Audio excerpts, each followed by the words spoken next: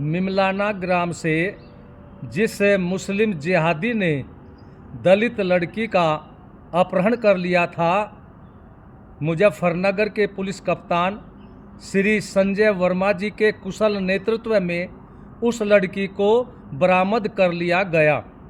police प्रशासन ने हमें कहा था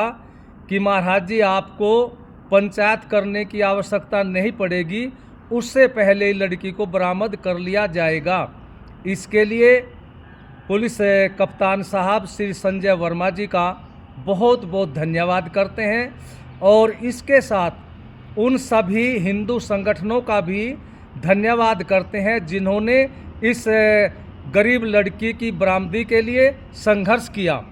और इसके साथ उन सभी मीडिया बंधुओं का भी धन्यवाद करते हैं जिन्होंने इस लड़की के विषय को